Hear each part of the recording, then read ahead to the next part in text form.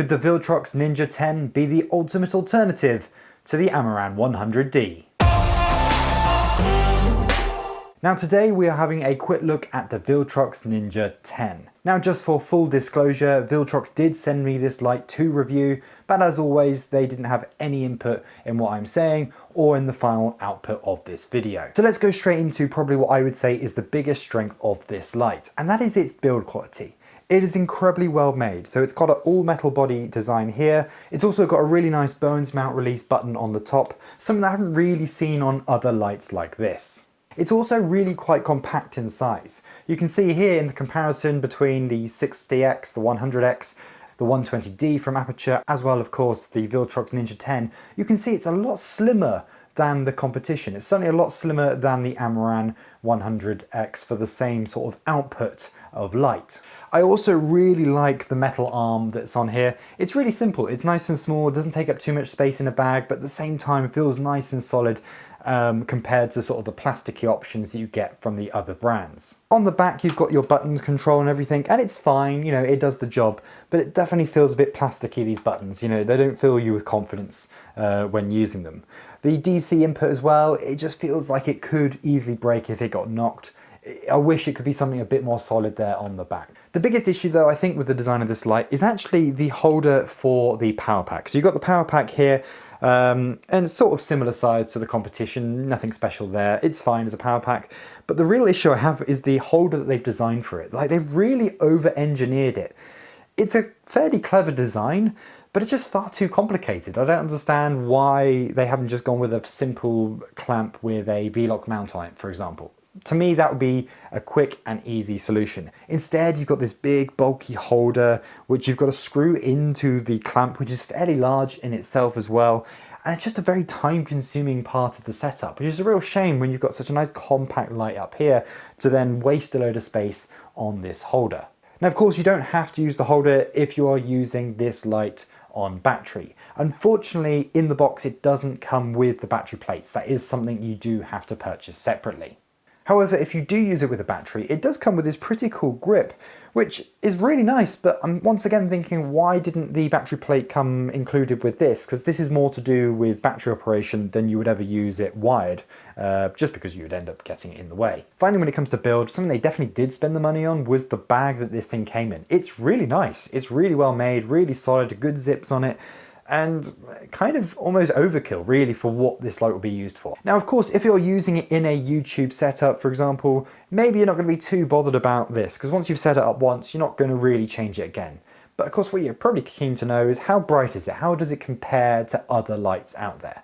Now, most obvious would be the 100D from Amaran. Unfortunately, I don't have one of those, I only have the 100X, and I thought it would be a bit unfair to compare a bi-colour light with this daylight light.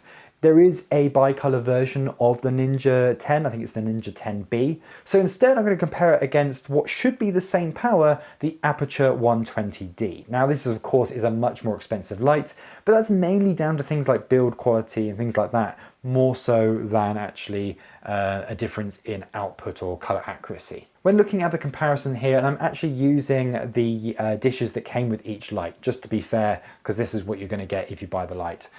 With the dishes on, you can see that with the Viltrox there is quite a hot spot in the center. Both of them have sort of those hyper reflectors that I'm not really a fan of, so both have a bit of a hot spot, but it's more noticeable with the Viltrox. In terms of colour though, they do look very similar. I'm impressed about the colour accuracy of the Viltrox. You know, no longer are these less well-known brands or the smaller brands out there producing poor quality light. Of course, there's always going to be differences, there are going to be slight variations between each manufacturer. Ideally, if you're going to go with one lighting system, you kind of want to stick to that one manufacturer, just so you know the colour of the lighting that you're going to get across all your lights.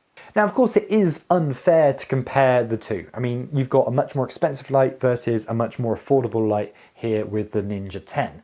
So what about compared to a 100X? For the most part, the Ninja 10 is better. Better build quality without doubt. The all metal design is much better. The mount that it's on is much better.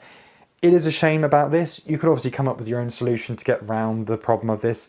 I mean, Amaran, they just went with a very simple wire method that you just hang off your light stand, and that does the job, it's fine. I do like how this is just a little bit more compact and just certainly a lot easier to pack into the bag because of the way that the arm actually flips round. I find with the Amaran, it just sticks out all the time. It can be quite frustrating trying to fit that into a bag when you've got limited space. The one thing though for me that's going to hold you back from going for the Ninja 10 over the other lights is the fan noise.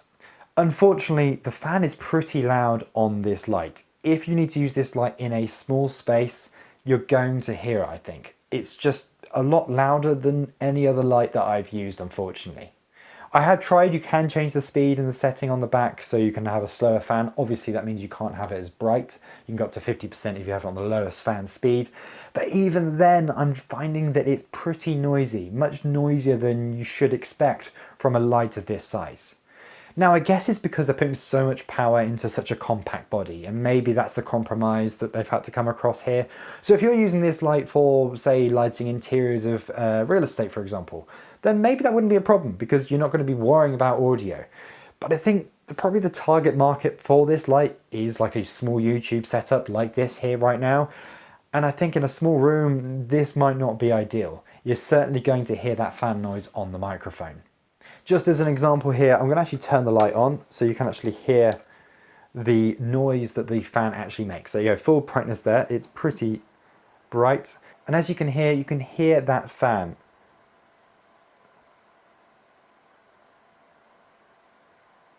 To me, I think that's too loud. I know it's really close right now. This isn't how you would normally use your light.